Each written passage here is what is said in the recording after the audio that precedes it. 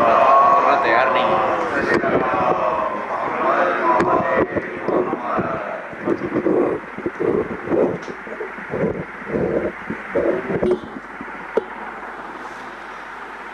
اعوذ باللہ من الشیطان الرجیم. بسم اللہ الرحمن الرحیم. الحمد للہ رب العالمین والعاقبۃ للمتقین والصلاة والسلام علی اشرف الانبیاء والمرسلین وعلى آلہ الطیبین الطاہرین المعصومین واللعنۃ الدائمۃ علی اعدائہم من یومنا هذا إلى قیام یوم الدین. ثم الحمد لله الذي لا يبلغ منحته القائلون ولا يحصي نعماءه العادون ولا يؤدي حقه المجتهدون الذي لا يدركه بعد الهمم ولا يناله غوص الفتن الذي ليس لصفته حد محدود ولا نعت موجود ولا أجل ممدود فطر الخلائق بقدرته ونشر الرياح برحمته ووتد بالصخور ميدان أرضه. أما بعد فقد قال الله تبارك وتعالى في محكم كتابه المجيد وفرقانه الحميد وهو أصدق الصادقين وقوله الحق. بسم الله الرحمن الرحيم. هو الذي بعث في الأميين رسولا منهم يتلو عليهم آياته ويزكيهم ويعلمهم الكتاب والحكمة وإن كانوا من قبل لفي ضلال مبين. صلوات.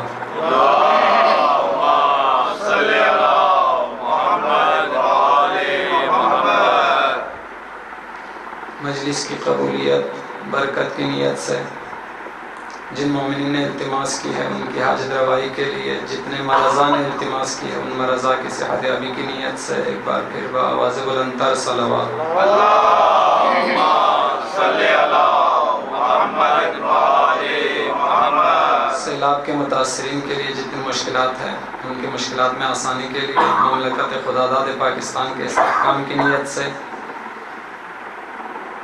جتنے مرحومین کا نام یہاں پہ لکھا ہے، سید علی احمد طباطبائی، سید غضنفر عباس نقوی، سیدہ حسنین فاطمہ، ان مرحومین کو مجالس کا ثواب ایصال کرنے کی نیت سے بآواز بلندتر صلوات. اللهم صل على محمد وآل محمد. بانی فرش رضا سید محمد احمد طباطبائی کی صحت و سلامتی، رزق و روزی میں برکت کے لیے، ان کی اولاد کے تعلیمی میدان میں کامیابی کی نیت سے اور اس مجلس کی قبولیت کے لیے اس بانی کی طرف سے ایک بار پھر بآواز بلندتر صلوات. اللهم صل على محمد وآل محمد.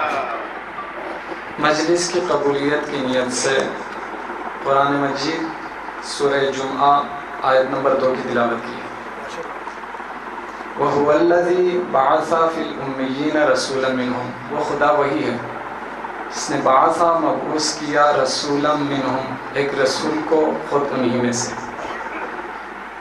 امیین میں سے، ناخواندہ لوگوں میں سے، یتلو علیہم آیاتہ، جو ان امیین کو آیات خدا پڑھ کے سناتا ہے، وَيُزَكِّيهِمْ، اور ان کو پاک کرتے ہیں، وَيُعَلِّمُهُمُ الْكِتَابَ وَالْحِكْمَةَ، اور انہیں کتاب و حکمت کی تعلیم دیتے ہیں، وَإِنْ كَانُوا مِنْ قَبْلُ لَفِي ضَلَالٍ مُبِينٍ، اگرچہ اس سے پہلے سری گمراہی میں تھے. یہاں امی کا لفظ استعمال ہوا ہے نبی کے لیے. مکہ کے سارے لوگوں کو یہود و نصارہ اہل کتاب تحقیر و تذلیل کے لیے امی بولتے تھے. امی یعنی ان پڑھ، ناخواندہ. تو اہل کتاب اپنے آپ کو پڑھا لکھا اور مکہ کے لوگوں کو ناخواندہ بولتے تھے، اور تھے بھی ناخواندہ، ان پڑھ لوگ تھے. اہل کتاب کے سارے تعبیر اسی طرح ہے، ناخواندہ لوگ، ان پڑھ لوگ، مکہ کے سارے لوگ ان پڑھ. لیکن تحقیر و تذلیل کے لیے استعمال ہونے والا یہ لفظ امی، خداوند عالم نے قرآن مجید میں ہمارے نبی کی شناخت کے لیے اس لفظ کو استعمال کیا. والذی بعث فی الامیین رسولا منہم یتلو علیہم آیاتہ. گویا یہ امی کا لفظ ہمارے نبی خاتم النبیین کی شناخت کے لیے استعمال ہوا. یعنی ہمارے نبی رسول خدا جو دستور، یعنی کامیاب زندگی گزارنے کا اصول، دستور لے کے آئے، وہ اہل کتاب، وہ پڑھا لکھا لوگ، ان کے بڑے دانشور، بڑے مفکر بھی ایسے کامل دستور حیات لانے سے قاصر تھے، وہ نہیں لا سکتے تھے. ایک وجہ یہ ہے.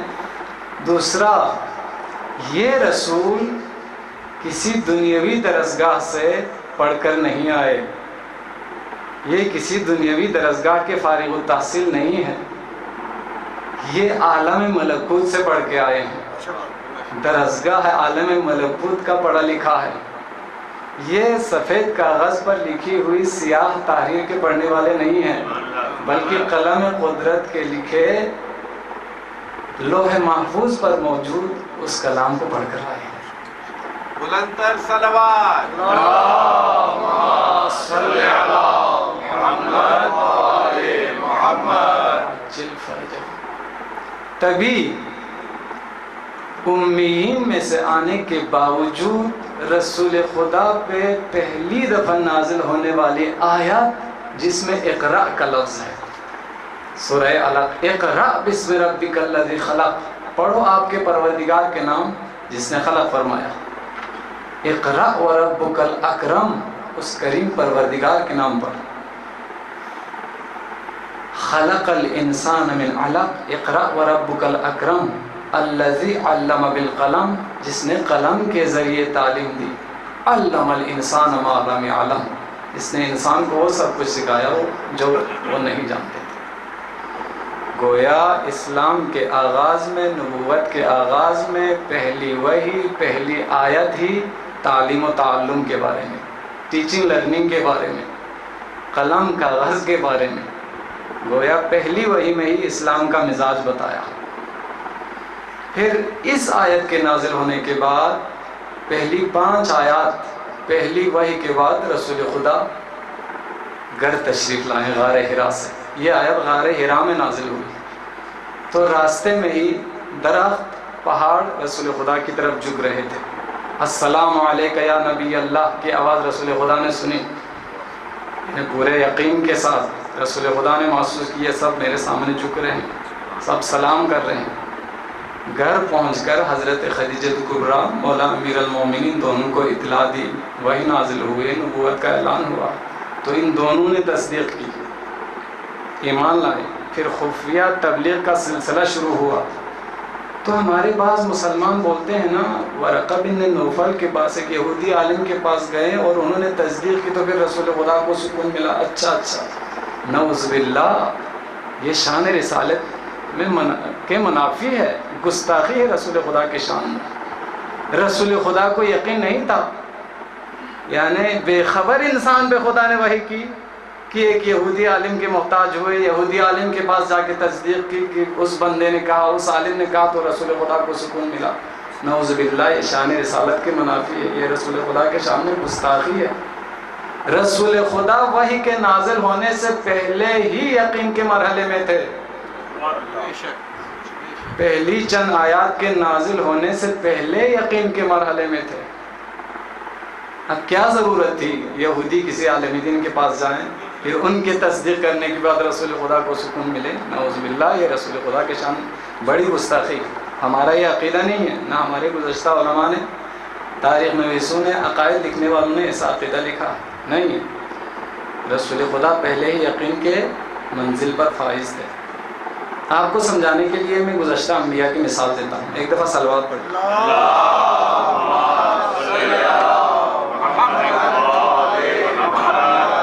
پھر سے صلوات.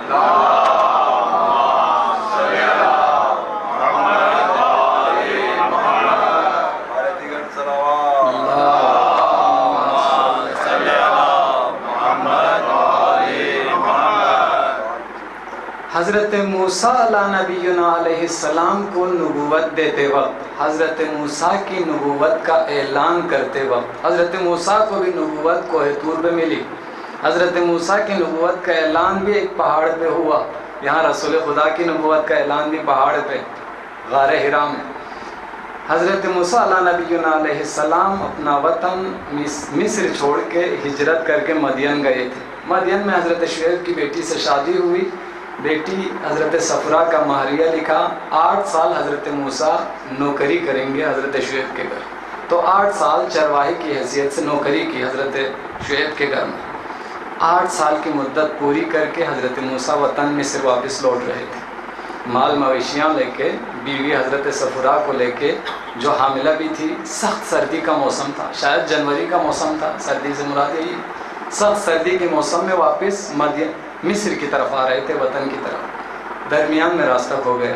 رات کی تاریکی میں راستہ بھی کھو گیا. پریشانی کے عالم میں ایک جگہ پر پہنچے. اتنے میں کوہ طور پہ آگ دیکھی. تو آگ نظر آنے کا مطلب ہے وہاں پہ کوئی انسان ہے، گھر ہے، کوئی قافلہ پہنچا ہے.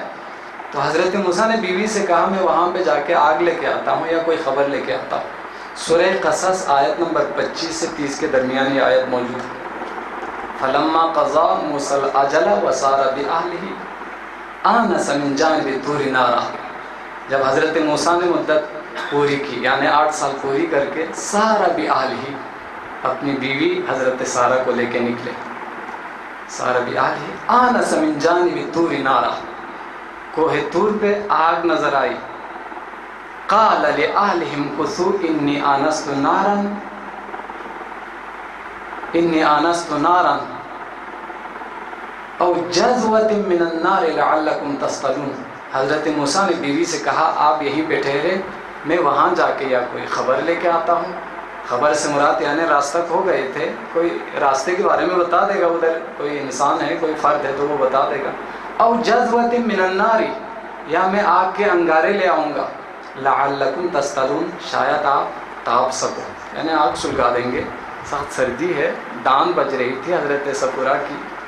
حضرت موسیٰ بیوی کو ادھر چھوڑ کے کوہ طور کی طرف گئے. تیزی کے ساتھ جا کے کوہ طور پہ پہنچا جہاں پہ آگ تھی. دیکھا ایک تو عجیب سی آگ ہے، زمین سے آسمان تک متصل ہے.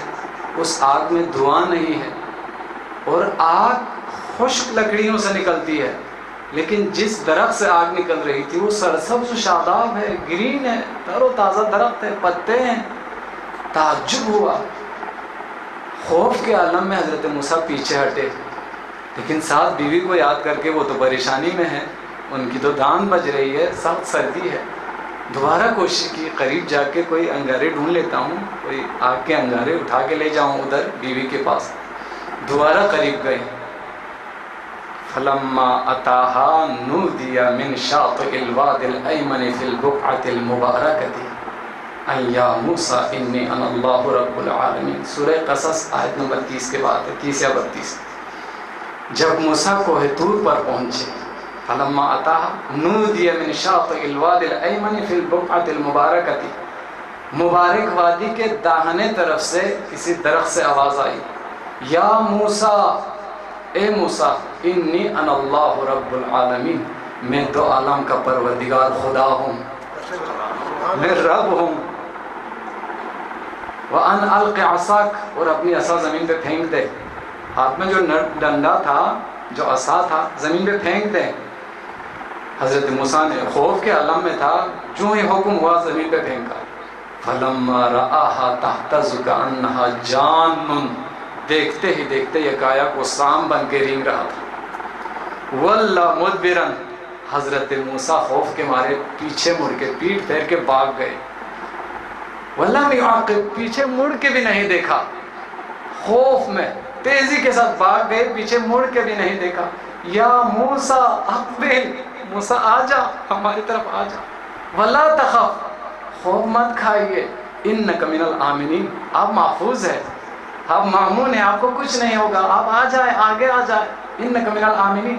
اسلک یدک فی جیبک تخرج بیضاء من غیر سوء، آپ اپنے ہاتھوں کو گریباں میں ڈالیے. تخرج بیضاء من غیر سوء، باہر نکالے، چمکتا ہوا دکھائی دے گا دونوں ہاتھ.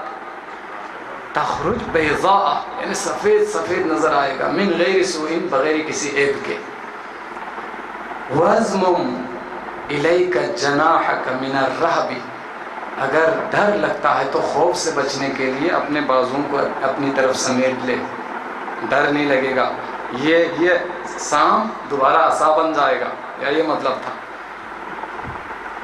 اسلک تزمم الیک جناحک من الرعب، حضرت موسیٰ نے ایسا ہی کیا تو وہ سام دوبارہ عصا بن گیا۔ فذانک برہانان، بس یہ دونوں دو بڑی دلیل ہے، یا یہ دونوں دو بڑے معجزات ہیں، عصا ید بیضا، سفید ہاتھ، ٹریننگ بھی لی، ادھر ڈالے اور نکالے سفید چمکتا ہوا دکھائی دے گا، اور عصا زمین پہ ایک دفعہ پھینکا سام بن گیا، پھر دوبارہ بازو کو سمیٹ لی تو دوبارہ عصا بن گیا، ٹریننگ بھی لی۔ فذانک برہانان الی فرعون وملئہ، یہ دو بڑے معجزات ہیں آپ کے پروردگار کی طرف سے فرعون اور فرعون کے دربارین کی طرف، اب جاؤ فرعون کے پاس۔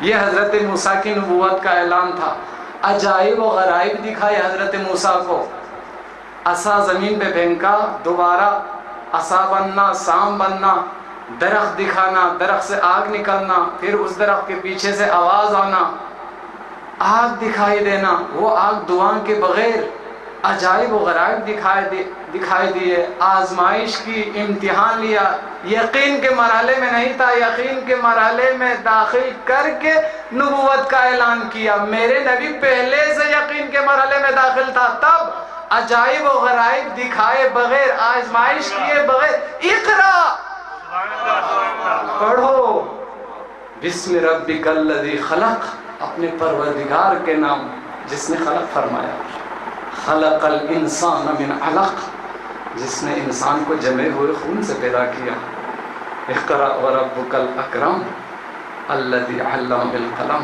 علم الانسان ما لم یعلم۔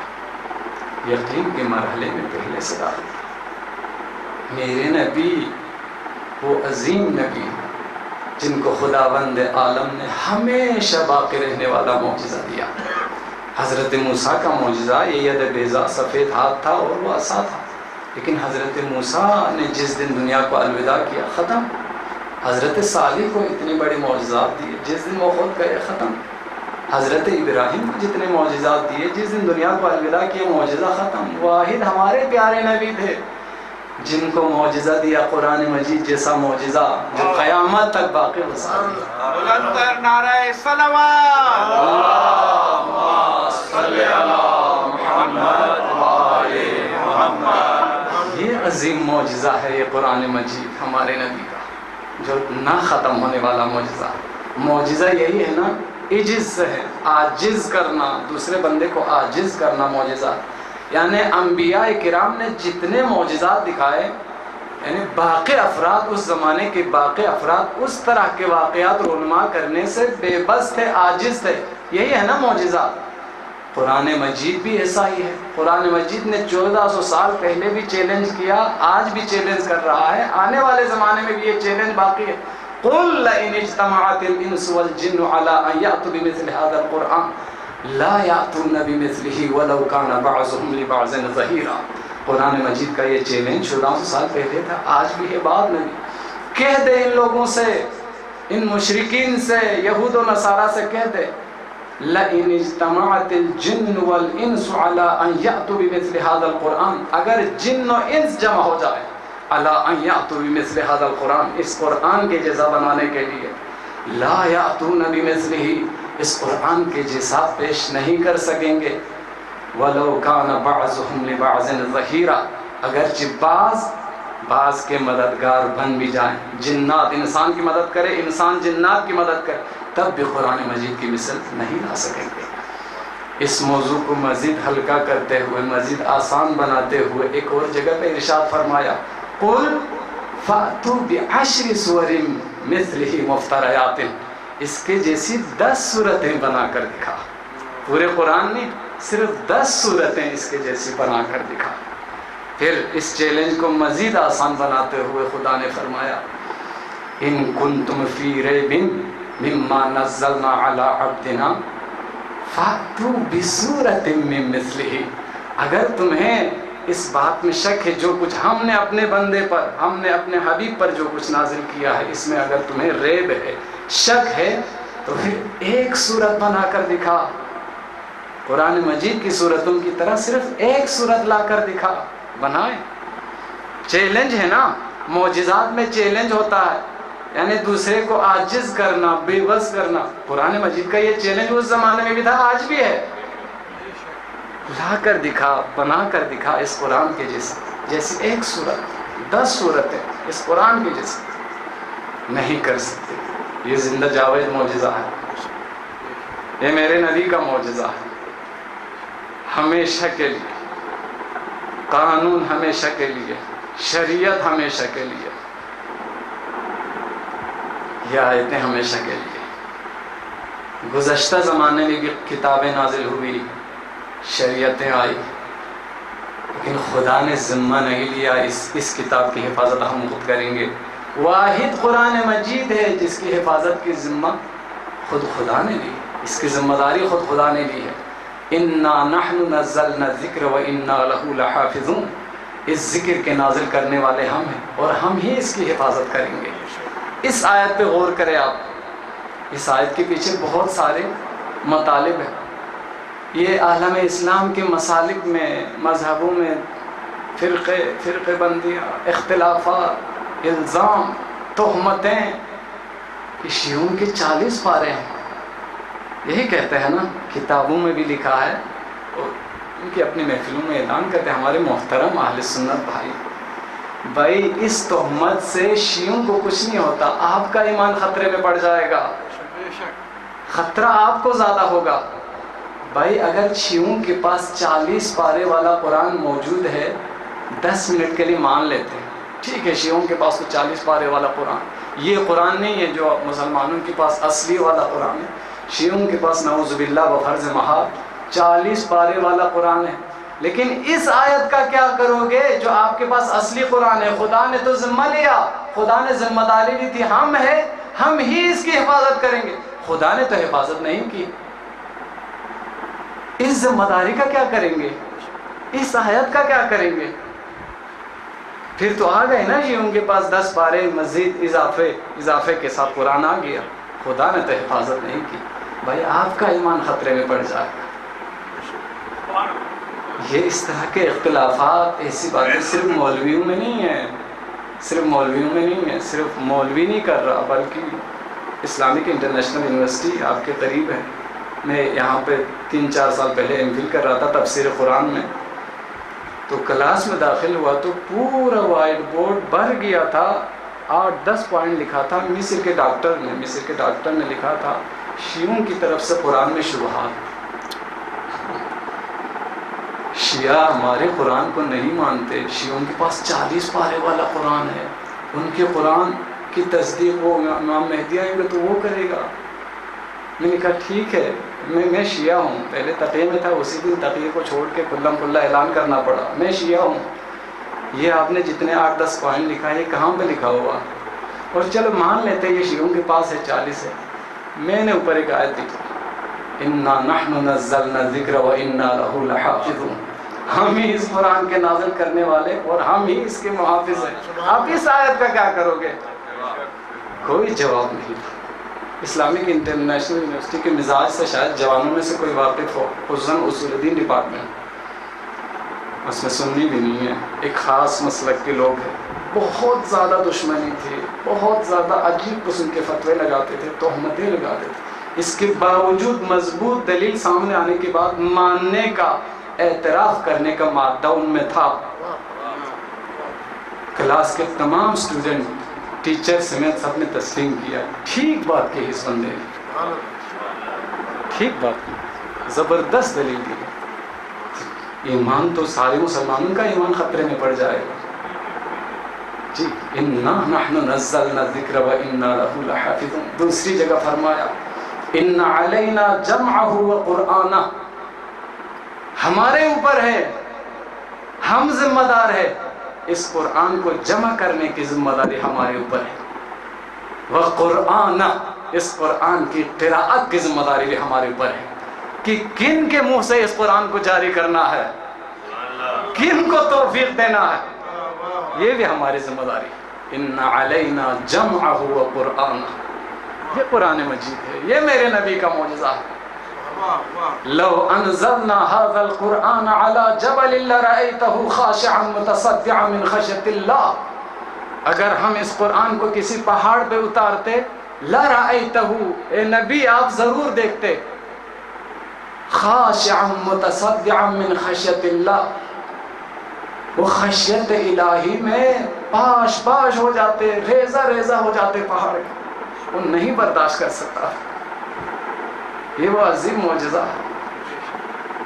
کتاب انزلناہ مبارک، جو کتاب ہم نے نازل کی ہے ایک بابرکت کتاب ہے، یہ مبارک کتاب ہے، یہ عظیم کتاب، یہ قرآن مجید۔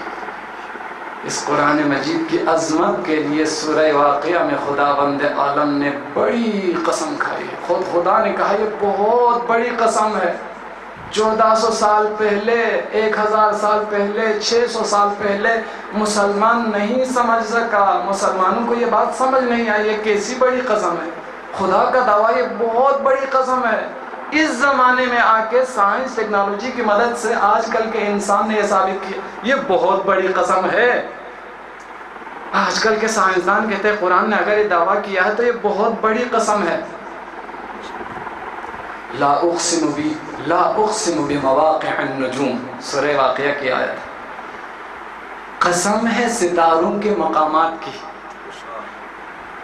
وَإِنَّهُ لَقَسَمٌ لَوْ تَعْلَمُونَ عَظِيمٌ، اگر تم جان سکو تو یہ بہت بڑی قسم ہے، یہ خدا کا دعویٰ ہے۔ اگر تم سمجھ سکو تو یہ ستاروں کے مقامات کی قسم کھانا یہ بہت بڑی قسم ہے۔ ستاروں کے مقامات کیا ہے؟ آج کل کے سائنس نے یہ ثابت کیا ہے، ٹیکنالوجی نے یہ ثابت کیا ہے، وہ ستاروں کے مقامات سے مراد کہکشاں، گیلیکسی، وہ ایک عجیب عالم ہے نا۔ آپ لوگ بولتے ہیں نا یونیورسٹیز میں پڑھ کے یہ کہکشاں کی دنیا، وہ ایک عجیب عالم ہے۔ تو خدا نے کہکشاں کی قسم کھائی ہے۔ رسول خدا کے دور میں اصحاب کرام یا دوسرے افراد، رسول کرام اور ان کے خاندان کے علاوہ دوسرے افراد نہیں سمجھ سکتے تھے۔ ان کو اتنا پتہ تھا تلاوت قرآن سے آخرت میں درجات ہوں گے، ثواب ہوگا، اتنا پتہ تھا۔ یہ کہکشاں کیا ہے پتہ نہیں تھا۔ تو کہا لو تعلمون، اگر تم جان سکو تو یہ بہت بڑی قسم ہے، اس زمانے میں انسان جان سکے، یہ بہت بڑی قسم ہے۔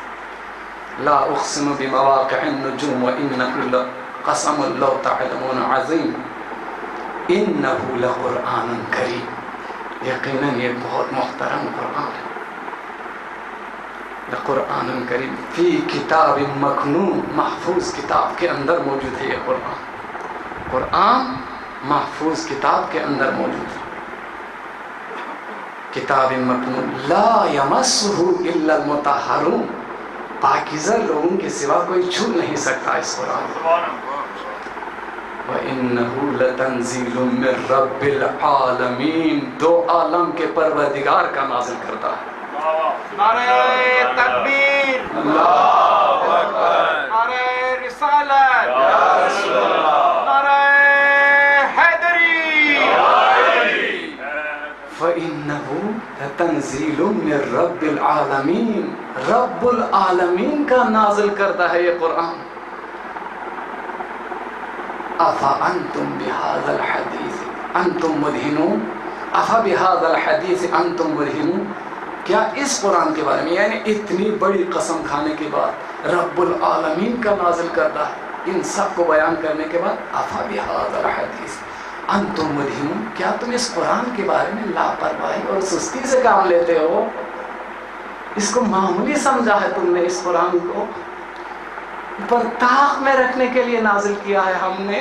أَفَبِهَذَا الْحَدِيثِ أَنْتُمْ مُدْهِنُونَ، کیا تم اس عظیم کتاب کے بارے میں سستی سے کام لیتے ہو، لاپرواہی برتتے ہو؟ اللہ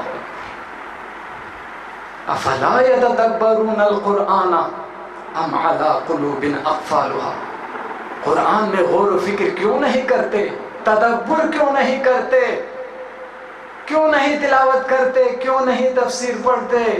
کیوں غور و فکر نہیں کرتے؟ ام علی قلوب اقفالها، کیا ان کے دلوں پر تالے لگ گئے ہیں؟ خدا فرماتا ہے افلا یتدبرون القرآن ولو کان من عند غیر اللہ لوجدوا فیہ اختلافا کثیرا، اگر یہ قرآن غیر خدا کی طرف سے ہوتا تم اس میں اختلاف کثیر پاتے، لیکن کوئی اختلاف نہیں ہے، الحمدللہ سے والناس تک کوئی اختلاف نہیں ہے قرآن مجید، تم اختلاف کثیر پاتے اگر غیر خدا کی طرف سے ہوتا، یہ سیدھا خدا کی طرف سے ہے، یہ کلام قدرت ہے، یہ کلام قدرت ہے، زبان قدرت سے جاری شدہ کلام گناہگار انسان کے منہ سے جاری نہیں ہو سکتا، تبھی تو کہا نا ان علینا جمعہ و قرآن، اس کے جمع کرنے کی ذمہ داری بھی ہمارے اوپر، قراءت کی ذمہ داری بھی ہمارے اوپر ہے، ہم خود تلاوت کرائیں گے جن کو ہم توفیق۔ افلا یتدبرون القرآن ولو کان من عند غیر اللہ لوجدوا فیہ اختلافا کثیرا، یہ وہ عظیم قرآن، یہ وہ عظیم معجزہ ہے قیامت تک کے لیے، یہ میرے نبی کا معجزہ ہے، باقی انبیاء کو جتنے معجزات دیے وہ حصی تھا، مشاہدے میں آنے والا معجزہ تھا، گویا اس معجزے کے مقابل چھوٹا معجزہ تھا، تبھی تو ختم ہو گئے۔ فکر انسان ارتقائی منزل طے کرتے ہوئے ابھی اس منزل پہ نہیں پہنچی تھی انسان کی فکر کہ دماغ سے مربوط، عقل و فکر سوچ سے مربوط کوئی معجزہ ان انبیاء کو دے دیتا کوئی فائدہ نہیں تھا۔ آخری نبی کے زمانے تک فکر انسان ارتقائی منازل طے کرتے کرتے کرتے کرتے عروج کو پہنچی، وہ فکر پھر دماغ سے سوچ سے فکر سے مربوط وہ معجزہ دیا۔ ایک تو آپ نے دیکھا نا کہکشان کی قسم کھائی، پورے 14 سالوں میں کسی کو یہ بات سمجھ نہیں آئی، ابھی جا کے ابھی قابل ہوا ہے، یقیناً یہ بہت بڑی قسم ہے۔ روزے کے بارے میں بھی یہی مفہوم ہے، وَأَن تَصُومُوا خَيْرٌ لَكُمْ إِن كُنتُمْ تَعْلَمُونَ، تمہارا روزہ رکھنا خود تمہارے لیے بہتر ہے اگر تم سمجھ سکو۔ اگر کا لفظ ہے، پہلے زمانے میں صرف قیامت، آخرت، جنت میں مقام یہی بیان ہوتا تھا، چونکہ لوگوں کی سمجھ فکر اتنی بلندی کو نہیں پہنچی تو پھر پورا بیان نہیں کیا۔ ابھی اس زمانے میں ثابت ہوا ہے یہ روزہ رکھنا، یہ بھوکا رہنا زندہ رہنے کے لیے، صحت مند رہنے کے لیے بہت مفید ہے۔ اسلام، یہود، نصارہ، عیسائی، یہودی ان مسلک سے بھی دور، ایک آزاد دہریہ ڈاکٹر ہو تو وہ بھی کہتا ہے سال میں 1-2 دفعہ بھوکا رہے تو مفید ہے۔ یہ اس زمانے میں سائنس میڈیکل مشین کے ذریعے اندر کے سب کچھ دیکھ کے سال میں 1-2 دفعہ بھوکا رہنا مفید ہے۔ تو قرآن نے کہا تھا لو تعلمون، اگر تم جان سکو تو یہ روزہ رکھنا تمہارے لیے بہتر ہے صحت مند رہنے کے لیے۔ یہ وہ قرآن، تاثیر دیکھے میرے نبی کے معجزہ کا تاثیر دیکھے۔ حبش کے نجاشی کے سامنے حضرت جعفر طیار نے پے در پہ کئی آیات کی تلاوت کی تو حبش کے نجاشی رونے لگے، اثر دکھایا قرآن مجید نے، اثر دکھایا، رونے لگے۔ پارہ نمبر 7 کی پہلی آیت ہے وَإِذَا سَمِعُوا مَا أُنزِلَ إِلَى الرَّسُولِ تَرَىٰ أَعْيُنَهُمْ تَفِيضُ مِنَ الدَّمْعِ مِمَّا عَرَفُوا مِنَ الْحَقِّ وَإِذَا سَمِعُوا مَا أُنزِلَ إِلَى الرَّسُولِ، جو کچھ ہم نے اپنے رسول کی طرف نازل کیا ان آیات کو سنا۔ حبش کے نجاشی نے، بادشاہ نے، تَرَىٰ، آپ نے دیکھا، أَعْيُنَهُمْ تَفِيضُ مِنَ الدَّمْعِ مِمَّا عَرَفُوا مِنَ الْحَقِّ، ان کی آنکھیں رو رہی تھی، مما عرفوا من الحق، حق کی معرفت کی بنیاد پر، حق کو سمجھ لینے کے بعد، کیونکہ مکہ سے جو تجارتی قافلہ گیا تھا حضرت جعفر طیار کی قیادت میں، اس قافلے کو واپس لانے کے لیے مشرکین مکہ کی طرف سے بھی قافلہ گیا تھا، انہوں نے تہمت لگائی کہ یہ لوگ ہمارے دین کو نہیں مانتے اور حضرت عیسیٰ کے شان میں گستاخی کرتے، وہ عیسائی تھا، اور حضرت مریم کی پاکیزگی کو بھی نہیں مانتے، تو حضرت جعفر طیار نے حضرت مریم کی پاکیزگی کے بارے میں قرآن کی جو آیت نازل ہوئی تھی اس کی تلاوت کی، یا مریم ان اللہ اصطفاک وطہرک علی نساء العالمین، حضرت عیسیٰ کے بارے میں کہا انی عبداللہ آتانی الکتاب وجعلنی نبیا، تو حبش کے نجاشی رونے لگے۔ حق بات یہی ہے، یعنی عیسیٰ خدا نہیں ہے، حق بات یہ ہے اب ہم میں اور تم میں کوئی فرق نہیں ہے۔ حبش کے نجاشی رونے لگے۔ سورہ جن کی پہلی آیات ہے قل اوحی الی انہ استمع نفر من الجن فقالوا انا سمعنا قرآنا عجبا یہدی الی الرشد فآمنا بہ۔ سورہ جن کی پہلی آیات۔ حضرت رسول خدا پہ جب بھی آیت نازل ہوتی تھی اس آیت کو یاد کرنے کے لیے رسول خدا لبوں کو حرکت دیتے تھے، بہت زیادہ ریپیٹ کرتے تھے اس آیت کو۔ تو آیت ابھی جو آیت نازل ہوئی تھی اس آیت کو ریپیٹ کر رہے تھے۔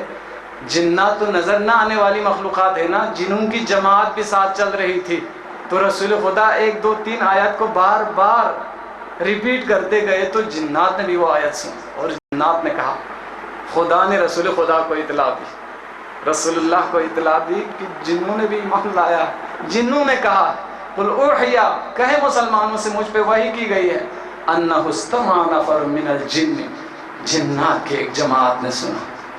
فقالوا، پس جنات کہنے لگے، انا سمعنا قرآنا عجبا، ہم نے عجیب قرآن کو سنا ہے، ہم نے عجیب قرآن کو سنا ہے۔ جنات نے کہا انا سمعنا قرآنا عجبا یہدی الی الرشد، جو راہ راست کی طرف ہدایت کرتا ہے، فآمنا بہ، پس ہم اس قرآن پہ ایمان لائے، ہم اس قرآن پہ ایمان وَلَن نُشْرِكَ بِرَبِّنَا أَحَدًا، ہم اپنے پروردگار کے برابر کسی کو نہیں سمجھیں گے، ہم اپنے پروردگار کے شریک کسی ایک کو بھی نہیں بنائیں گے آج کے بعد۔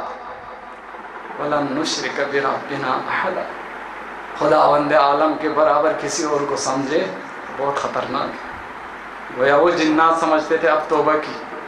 وَلَن نُشْرِكَ بِرَبِّنَا أَحَدًا، میرے نبی، ہمارے نبی، نبی خاتم، انبیاء کا تاج۔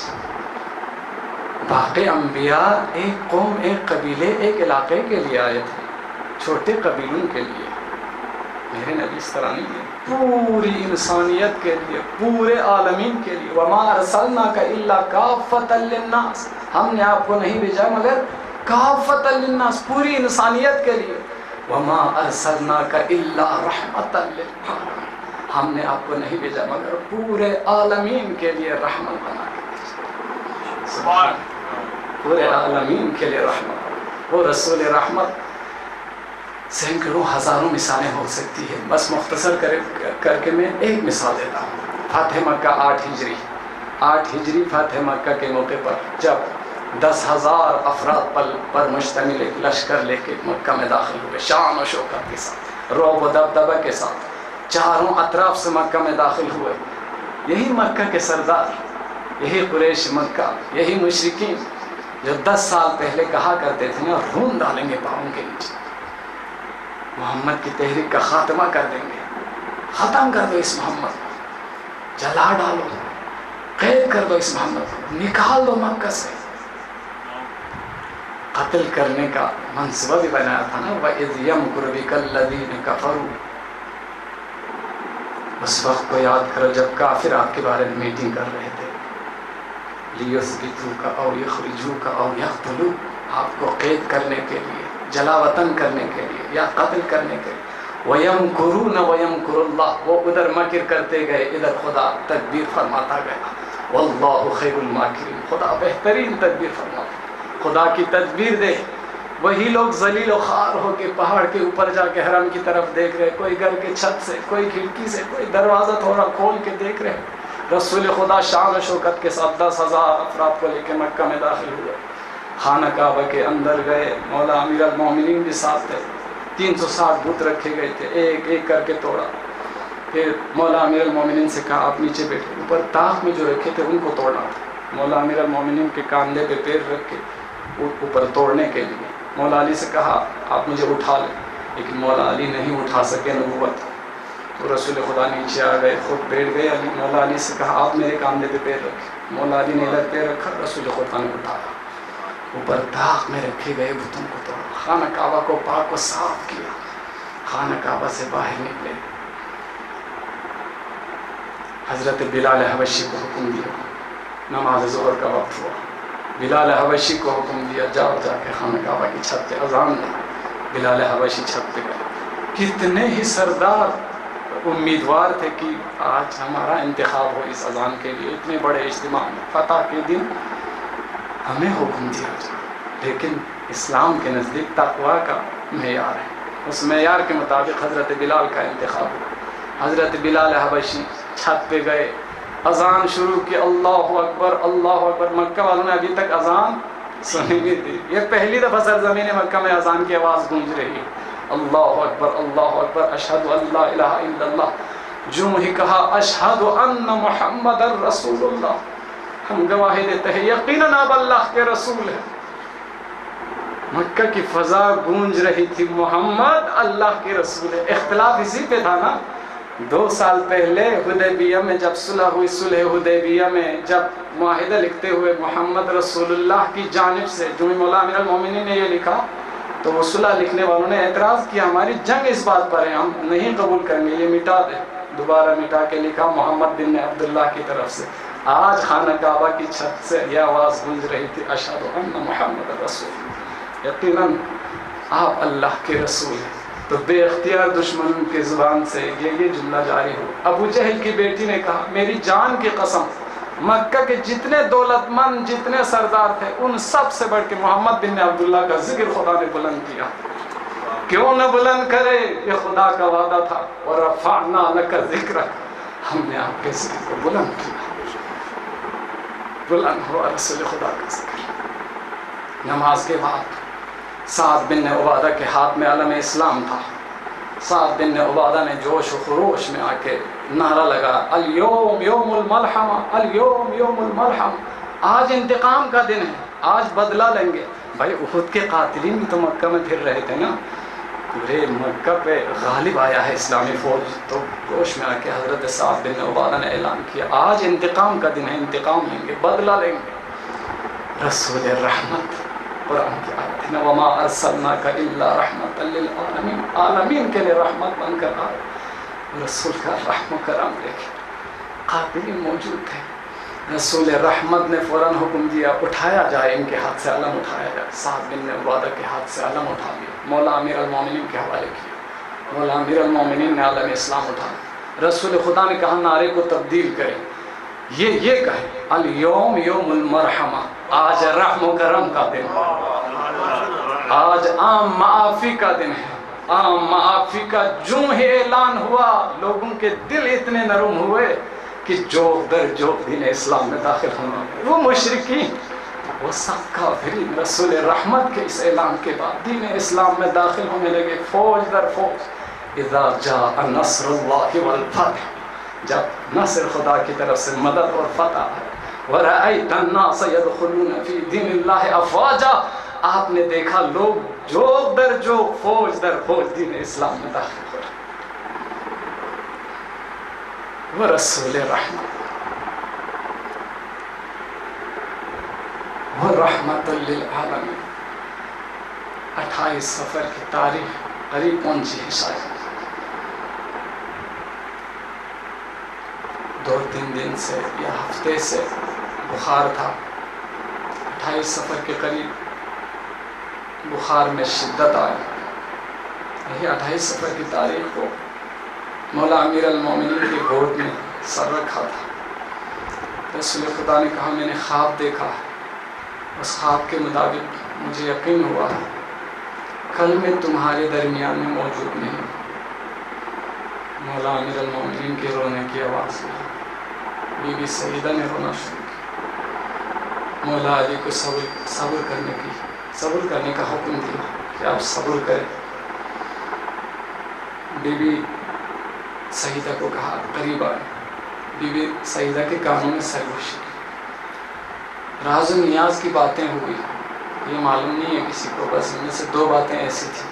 ایک دفعہ کہا کہ کل کیا آج میں تم سے جدا ہو رہا ہوں فاطمہ جان، لیکن ساتھ گھر والے دیکھ رہے تھے۔ اچانک ایک دفعہ بی بی فاطمہ کی رونے کی آواز بلند ہوئی، دیکھتے ہی دیکھتے لبوں پہ تبسم تھا، مسکرائے.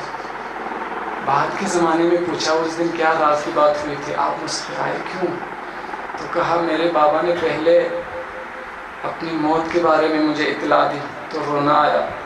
پھر اس کے فوراً بعد مجھے کہا فاطمہ میرے وصال کے بعد سب سے پہلے تم مجھ سے ملاقات کرو گی. بس اس سے مجھے تسلی ہوئی کہ میں سب سے پہلے دنیا سے جاؤں گی اور اپنے بابا کے پاس پہنچوں گی. حسنین کریمین نانا کے سالے پڑ گئے, لیکن اصل راز کی بات نہیں بتائی, حسنین کریمین کو دور کی. یہی مولا امیر المومنین کے گود میں سر رکھ کے کئی اسرار و رموز کی باتیں مولا امیر المومنین کے کانوں تک پہنچا کر رسول خدا نے دنیا سے الوداع کیا.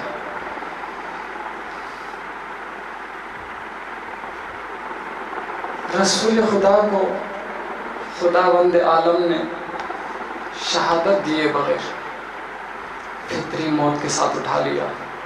اس کی کئی وجوہات وہ سب میں بیان نہیں کر سکتا. بس ایک بات یہ ہے کہ رسول خدا کی شہادت کی ضرورت کیا تھی. مولا امیر المومنین کی شہادت رسول خدا کی شہادت, بی بی سیدہ کی شہادت رسول خدا کی شہادت, امام حسن مجتبیٰ کی شہادت رسول خدا کی شہادت, امام حسین کی شہادت رسول خدا کی شہادت ہے. زندگی بھر یہی سفارش کرتے رہے نا اہل البیت علیہ السلام, پنجتن پاک علیہ السلام کے بارے میں, لحمہم لحمی و دمہم دمی, ان کا گوشت میرا گوشت ہے, ان کا خون میرا خون. تو امام حسن مجتبیٰ کی شہادت رسول خدا کی شہادت. عاشور کے دن مظلوم کربلا اگر شہید ہوئے, جسم سے خون گرا تو امام حسین کا نہیں رسول خدا کا خون گرا تھا. آج امام حسن مجتبیٰ کے جگر ٹکڑے ٹکڑے ہو کر زہر حلاہل کے اثر سے تشت میں آ گئے, گویا رسول خدا کا جگر تھا. رسول خدا نے فرمایا تھا ان کا خون میرا خون ہے, ان کا جسم ان کا گوشت میرا گوشت. امام حسن مجتبیٰ کی مصیبت, امام حسین کی مصیبت. یا رسول اللہ آپ کے دو نواسوں پہ جو ظلم و ستم امت نے کیا وہ کون سی مصیبتیں تھی جو ان دونوں پر نہیں ڈالی. امام حسن مجتبیٰ و امام حسین کی مصیبت کو بیان کرتے ہوئے ایک بزرگ عالم دین نے خلاصہ کرتے ہوئے کہا رسول کے دو نواسے سرداران جوانان جنت, دو نواسوں کی مصیبت یہ تھی, ایک کے جنازے پر تیر تھا, ایک کا جنازہ ہی تیروں کے اوپر تھا. ایک کے جگر کے ٹکڑے ہوئے, ایک کے جسم پہ گھوڑے دوڑائے گئے, ایک کو زہر حلاہل سے مسموم کیا ہوا پانی پلا کر شہید کر دیا, ایک پر پانی بند کر کے بھوکا پیاسا ذبح کر دیا گیا. امام حسن مجتبیٰ شہید ہوئے. امام حسن مجتبیٰ نے امام حسن مجتبیٰ کا سر بھائی حسین کی گود میں رکھ کر اسرار امامت تفویض کر کے وصیتیں کر کے دنیا کو الوداع کیا. لیکن حضرت امام حسین جب دنیا سے جا رہے تھے, امام حسین کا سر کس کی گود میں تھا؟ یہ دنیا کا اصول ہے, کوئی دنیا سے گزرتا ہے, بوڑھا باپ بڑے بھائی دنیا سے گزرتے ہوئے جوان بیٹے کی گود میں سر رکھ کے وصیتیں کر کے دنیا سے چلا جائے. لیکن کربلا میں یہ بات نہیں تھی. جوان بیٹے کی گود میں بوڑھے باپ کا سر نہیں تھا. جوان بیٹے کو وصیت کرے, جوان بیٹا سرہانے پہ آئے. کربلا میں تو بات کچھ اور تھی. بوڑھے باپ کے سرہانے جوان بیٹا نہیں آیا, بلکہ جوان بیٹے کے سرہانے بوڑھا باپ دوسری دفعہ الوداع کرنے خیمہ گاہ آئے. امام سجاد کے سینے پر ہاتھ پھیر کر ہوش میں لایا, دیکھا بابا کا لباس خون سے رنگین ہے, بابا کے پیشانی سے بھی خون بہہ رہا ہے. امام سجاد اٹھے, بابا میرے چچا عباس کہاں گئے؟ بابا میرے بھائی علی اکبر کہاں گئے؟ مظلوم کربلا پہ ایک منظر ایسا بھی تھا، ایک مصیبت ایسی آئی، تمام اصحاب و انصار شہید ہو جانے کے بعد جوان بیٹا علی اکبر، شہزادہ قاسم، بھائی عباس علمدار، سب کے شہید ہو جانے کے بعد، حتیٰ کہ 6 ماہ کا علی اصغر بھی شہید ہو جانے کے بعد، خود یکم تنہا فوج اشقیاء کے سامنے کھڑے ہوئے، خطاب کرنا شروع کیا، اے قوم جفاکار، یہ تو مانتے ہو نا میرے سر پہ جو امامہ ہے یہ رسول خدا کا امامہ ہے، کیا میری یہ عبا رسول خدا کی عبا نہیں ہے؟ کیا میری یہ تلوار رسول خدا کی تلوار نہیں ہے؟ خطاب کرتے کرتے اچانک مولا کی نظر مقتل میں پڑی ہوئی ان لاشوں پہ نگاہ پڑی، مظلوم کربلا کا دل دکھا، صبح عاشور کو یاد کیا، شب عاشور کو یاد کیا، یہی اصحاب باوفا تھے جو کہہ رہے تھے مولا ہم 1000 دفعہ کٹ جائیں، 1000 دفعہ زندہ کیا جائے، پھر بھی اپنی جانوں کو آپ پر قربان کرنے سے دریغ نہیں کریں گے۔ ان لاشوں کی طرف رخ کر کے کہا یا زہیر ابن قین، یا مسلم ابن اوسجا، یا ابا الفضل، یا حبیب ابن مظاہر، اے میرے بہادر سپاہیوں، اے میرے بہادر جوانوں، میں تمہیں آواز دے رہا ہوں، میری مدد کے لیے آؤ نا۔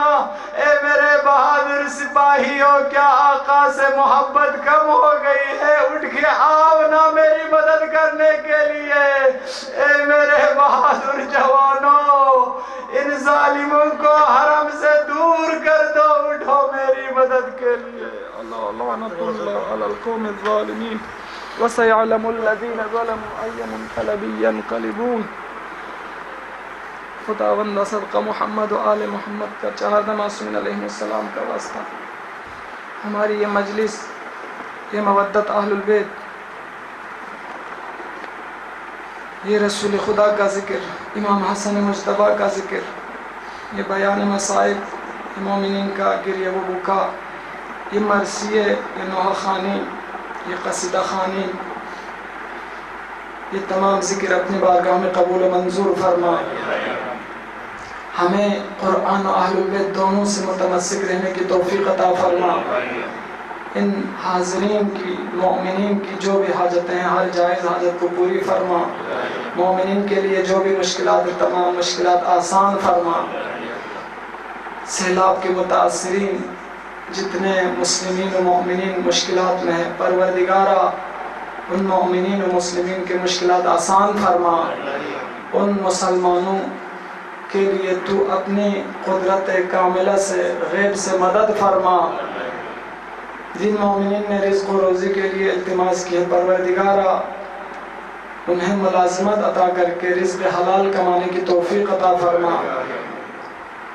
حاضرین میں سے، ان مومنین میں سے جن کے والدین دنیا سے چلے گئے، پروردگارہ ان کے والدین کو جواہر ائمہ معصومین علیہ السلام میں جگہ عنایت فرما، ان سب کے درجات بلند فرما۔ اس مجلس کا ثواب اس گھر کے گزشتگان برادر سید احمد طباطبائی کے گزشتگان، ان کے مرحومین کو، بالخصوص سید علی احمد طباطبائی مرحوم، سید غضافر عباس نقوی مرحوم، سیدہ حسنین فاطمہ مرحوم، ان مرحومین کے ارواح کو ایصال فرما، ان مرحومین کے درجات بلند فرما، شہداء کربلا کے ساتھ محشور فرما۔ ہمیں ذکر محمد و آل محمد ہمیشہ اہمیت کے ساتھ منانے کی توفیق عطا فرما۔ جن کے گھروں میں مرضا ہے، مدثر علی، علمدار حسین، خدیجہ بطول، راجہ صفدر بٹی، جن جن مرضا نے التماس کی ہے، ان تمام مرضا کو بحق بیمار کربلا شفاء کاملہ و عاجلہ عطا فرما۔ ہمیں دنیا میں حج و عمرہ و ائمہ اطہار علیہ السلام کے قبور کی زیارت زندگی میں بار بار کرنے کی توفیق عطا فرما۔